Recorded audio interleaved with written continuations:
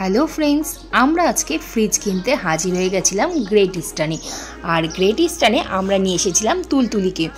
আর আমাদের তুলতুলির মুখ দেখে বুঝতেই পারছো ও ফ্রিজ কেনার আনন্দে কতটা এক্সাইটেড। আর জানো তো ও কী করেছে, এখানে একজন সেলসম্যান দাদার সাথে বন্ধুত্ব করেছে। আর তারপর সে যখন বলেছে ওকে যে এই ডেমো ফ্রিজগুলো ও খুলে খুলে দেখতে পারে, সেটা শুনে তো তার আনন্দের শেষ নেই। একবার এটা খুলছে, একবার ওটা খুলছে, আর খুলে সে আমাদের সাজেস্ট করছে একবার এটা কেনো, একবার বলছে ওটা কেনো। তো আলটিমেটলি আমরা কোনটা কিনলাম চলো বাড়িতে গিয়ে তোমাদেরকে দেখাই। এটা কিন্তু দুদিন পরের ভিডিও, কারণ দুদিন সময় লেগে গেছিলো ফ্রিজটা ডেলিভারি হতে। আর এদিকে একজন কোম্পানি থেকে লোকও চলে এসেছিল ফ্রিজটাকে আনবক্সিং করবার জন্য। তো চলো তোমরা দেখে নাও আমরা কি ফ্রিজ কিনলাম।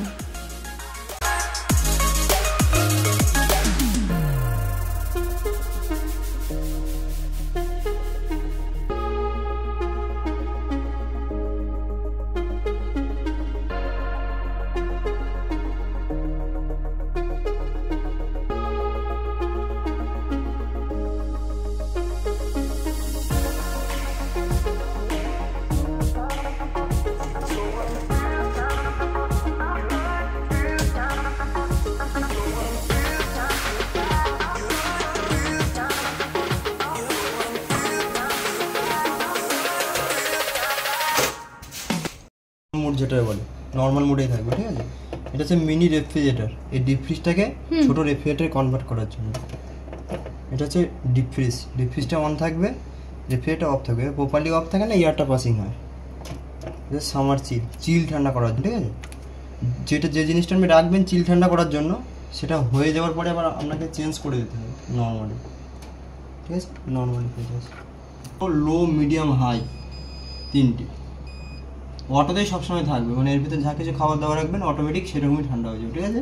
আচ্ছা, এটা হচ্ছে ডিপ ফ্রিজ বলে একটা বোতাম আছে, ঠিক আছে। এটা প্রেস করলে কী হবে, আপনার এখানে ঠান্ডার ক্যাপাসিটিটা একটু বেড়ে যাবে। ডিপ ফ্রিজের মধ্যে এরকম ঠান্ডার ক্যাপাসিটি একটু বেড়ে যাবে, ঠিক আছে। নর্মালি আপনার অটোতেই থাকবে, যা খাবার রাখবেন অটোমেটিক সেরকমই ঠান্ডা হবে।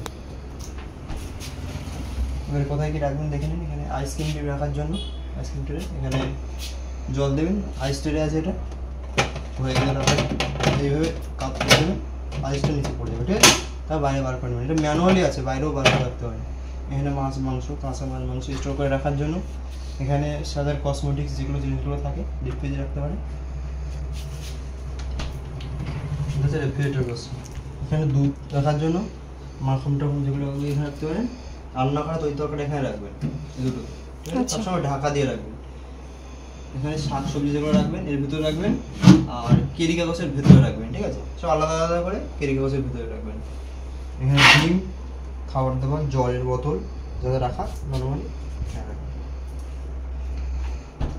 তোমরা বুঝতে পারছো এটা গ্লাস ডোর। দেখো আমাকে দেখা যাচ্ছে এটা গ্লাস ডোর। আমাদের তুলতুলি এত খুশি কেন জানো? ও যেহেতু দেখতে পাচ্ছে এখানে ওকে দেখা যাচ্ছে, তাই ওর ইচ্ছে ও এখানে দাঁড়িয়ে সাজবে, তাই ও এতটা এক্সাইটেড। তো তোমাদের আমাদের ফ্রিজটা কেমন লাগলো অবশ্যই কমেন্টে জানাবে, কারণ তোমাদের কমেন্টের অপেক্ষায় থাকবো আমি আর তুলতুলি। তো আজকের মতো ব্লগটাকে এখানেই শেষ করলাম, আবার দেখা হবে নেক্সট ব্লগে।